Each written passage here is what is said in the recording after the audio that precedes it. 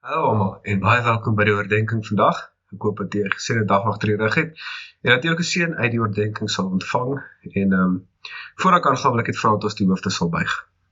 Dankie ons Hemelse Vader vir die dag wat U vir ons mee geseën het en dankie dat ons die voorreg net om uit die woord te kan lees en hoef jy vra Here seën die woord tot ons en laat die les van U af sal kom, Here, help dat ons sal kan dit onthou en sal kan gebruik in ons daaglikse lewe. Amen. So die oordeenking gaan of die onderwerp van die oordeenking is Christus weier om met die Satan te onderhandel. En ons geheetteks wat ek wil hê ons moet in ons gedagte hou, sien ons in Lukas 11 vers 21. Lukas 11 vers 21. Dit lees: Wanneer 'n sterk man hom goed bewapen en sy huis bewaak, is al sy besittings veilig. En ek wil net hê dat ons daai woorde in ons agterkop sal hou terwyl ons aangaan met die les, is 'n sterk man hom goed bewapen en sy huis bewaak, is al sy besittings veilig. En ons gaan kyk nou 'n bietjie na die versoeking in die woestyn, en ons gaan 'n bietjie oor dit praat, en hoe die Satan die Here versoek het, en om wat fasette het om alles versoek. En ons kry dit in Matteus 4, kom dit voor. Kom ons lees dit saam. Matteus 4 vanaf vers 1. Dit lees: Toe is Jesus deur die Gees die woestyn ingelei om deur die duiwel versoek te word. 40 dae en 40 nagte het hy niks geëet nie, en naderhand het hy honger geword. 40 dae en 40 nagte niks geëet nie. En hy sê naderhand het hy honger geword, vir my raak ek honger 'n uur nadat hy geëet het. So kom ons dink net gou 'n bietjie daaroor, hoe erg is daai versoeking nie eintlik dan nie? Hoe honger moet mense wees na 40 dae en 40 nagte nie? En ons lees verder. Die versoeker het toegekom, die versoeker was nou Satan wat hom toegekom het, en het vir hom gesê: As u die seun van God is, sê hierdie klippe moet brood word. Nou kom ons gaan kyk 'n bietjie na daai versoeking wat hy vir hom gegee het. Ons weet klaar van die hongerte en hy sê vir hom laat dit brood word. Maar hy begin: As u die seun van God is. En hy vat eintlik die status aan. En net so baie in ons lewens is ons ook status gedrewe. Soos nou 'n bietjie nou nie van die Here praat nie, maar ons praat van onsself.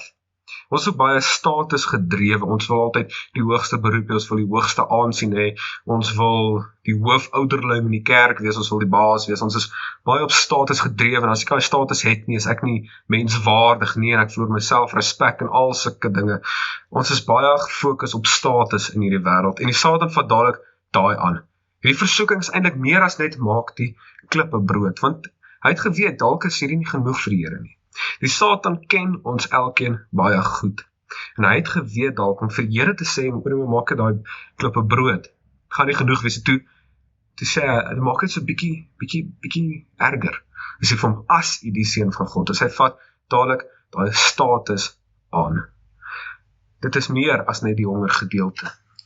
En ons moet onthou dat die Satan ons wil oorwin. Hy wil hê ons moet val, en hy gaan ons versoek, en hy ken elkeen se swak punte. Die Bybel sê, loop soos 'n hongerleeu, en soek om mense om te verslind. Hy ken ons. En die Here antwoord hom, daar staan geskrywe. Nou, ons het nou gepraat van, as 'n sterk man, en sy goed bewaar, dan sal hy nie val nie. En hier nou wil ons 'n bietjie praat oor hoe kan ons daai sterk hê, en dit is nie 'n fisiese sterkte nie, maar dit is 'n geestelike sterk, 'n geloof sterk. En die Here antwoord hom in vers 4. Maar hy antwoord, daar staan geskrywe, 'n mens leef nie net van brood nie, maar van elke woord wat uit die mond van God kom. So kom ons kyk 'n bietjie hoe die Here hom geantwoord. Hy het die skrif gebruik om hom te antwoord. Die Here het nie gefokus op sy status en gesê, gaan weg nie. Die Here het gefokus op die woord. Die Satan kon hom nie oorwin nie, want hy het die woord gehad aan sy kant. En hy sê, mense sal nie alleen van brood leef nie. Ons sal nie alleen leef van daai versoeking wat ons het nie, maak nie saak wat dit is nie, maar ons sal leef van elke woord wat uit die mond van God kom. Dit is so ons sterk word, is om na die woorde van die Here te luister. Ons weet, die Bybel is die Here se woord. As ons van die woord lewe, sal ons sterk wees en ons sal lewe. In vers 5, kom die volgende versoeking. Daarna neem die duiwel hom na 'n heilige stad toe, en laat hom op die hoogste punt van die tempel staan en sê vir hom, as u die seun van God is. Hier vra hy weer, as. Hy vat weer daai status aan. As u die seun van God is, spring af. Daar staan mos geskrywe, hy sal sy engele oor jou opdrag gee, en op hulle hande sal hulle jou dra, sodat jy nie jou voet in 'n klip sal stamp nie. Nou hierdie maak my bietjie skrikkerig voel. Hy vat weer die status aan die goeters en sê vir hom, spring jy af. Maar hier sal antwoord die Satan hom, van daar staan mos geskrywe. Die Satan ken die woord. Dis wat so belangrik vir ons is om die woord te ken, want ons sal sien die Here antwoord om heeltyd die woord uit, want dit is ons swaard, is die woord. Dis waarmee ons teen die Satan gaan beklei, is met hierdie woorde van die Here. Maar Satan ken ook die woord. Hoe is dit nou 'n bietjie vir 'n slegte ding eintlik vir ons, want die Satan weet presies wat hier so staan. As ons kyk na, byvoorbeeld, toe Adam en Eva in die tuin was, toe sy nou die vrug geëet het. Die Satan het dadelik gesê, maar het die Here dit regtig gesê? En hy verander dit so bietjie, sodat ons moet begin twyfel in die woord, van die Satan ken die woord, en hy kan dit vir jou so verander, dat jy dit kan glo. En wat ons ook hier sien wat hy gedoen het, wag, kom ons lees wat die Here se antwoord was. En Jesus sê vir ons in vers 7, daar staan ook geskrywe, jy mag die Here jou God nie op die proef stel nie. So dadelik antwoord hy hom met dieselfde woord. Hulle altyd praat van die Here se woord, en hy sê, want daar staan geskrywe. Maar hierso sien ons die fout wat ons ook so baie maak, is die Satan vat woorde uit konteks uit. Hy haal die woorde uit en sê, maar dit staan hier geskrywe, en dit staan net geskrywe. Hoekom? Hierso wat ons het. Maar die Here vat hy teks terug in konteks, en hy antwoord hom weer met die woord. Dit is hoekom dit so vir ons belangrik is, om Bybelstudie te doen. Ons moet nie net op een dingetjie fokus, en dit ons godsdienst maak. Ons moet op die hele woord fokus, en dit ons godsdienst maak. Sodat as die Satan ons kan aanvat met die woord, want ons sien, hy ken die woord baie goed. As die Satan ons aanvat, maar sê, en weet jy, vir jou sê, maar dit staan hier en hier, so is dit regtig so, dan moet ons die kennis hê. Ons moet die woord al so goed ken, dat ons kan sê, die woord sê dit, maar hierdie is die konteks, hierdie is wat dit beteken. Ons sien weer verder in vers 8, toe neem die duiwel hom na 'n baie hoë berg toe, wys hom al die koninkryke van die wêreld met hulle pragt en sê vir hom, dit alles sal ek vir u gee, as u neerval en my aanbid. Hierso sien ons weer die Satan wat sê, as u die seun van God is nie, want hy het nou klaar gesien, die Here gaan nie vir daai val, as hy sy status aanvat nie. Maar nou, vat hom op na heuwel toe. En hy wys vir hom die besittings. En net so kan ons ook fokus. Ons wil die meeste, ons wil die beste lyk, ons wil die grandste wees. Ons wil al hierdie aardse besittings najag. En so wys hy vir hom alles. En hy sê, Here, hier is u. Ek sal hierdie alles vir u gee, as u voor my buig. En as die Here daar ingegee het die Satan gewen. Want kom ons gaan kyk bietjie. Op die ou ende, hierso in vers 10 sê, maar Jesus sê vir hom, gaan weg Satan, want daar staan geskrywe, weer eens, daar staan geskrywe, hy veg met die swaard, met die woord. Die Here jou God moet jy aanbid, en hom alleen dien. Daarna die duiwel hom met rus gelaat. Die duiwel het weggegaan. En daar het engele gekom, en hom versorg. En baie keer dink ons, maar hierdie is dalk 'n maklike uitweg vir my. Want as hy net die klip en brood daar verander het hy kos gehad, hy was dan versorg, hy kon dit doen. As hy vir die duiwel neergebuig het, hy klaar alles besit. Maar die Here het geweet, daar is 'n groter stryd, as hierdie versoekings wat ons nou deurgaan. Ons almal gaan nou deur versoekings, en dit is baie keer erg. Maar daar is so beloning, om daar deur te kom, want ons sien hierso, die engel het gekom, en die Here versorg. Want as op die ou einde die Here versorg, net soos vir die Here ons altyd sal versorg. Die Satan gee dalk vir ons die kits oplossings, toe dit hierdie, of toe net hierdie. Maar op die ou end, sou die Satan gewen het, as die Here ingegee het. Maar die Here het geweet, daar is 'n groter prentjie, hy veg vir iets meer, as net sy hongerte, of die status, ons moet ook vir iets meer as dit veg. Daar is soos iets meer daaraan, as wat ons net fokus op hierdie aardse dinge. Ons moet die woord ken, sodat ons 'n sterk man kan wees, sodat ons nie kan val nie. En dit het my ook weer baie laat dink aan die wapenrusting, en ek wil ons moet dit ook vinnig lees vir ons afsluit.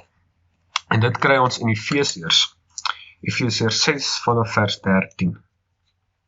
Efesiërs 6 vanaf vers 13.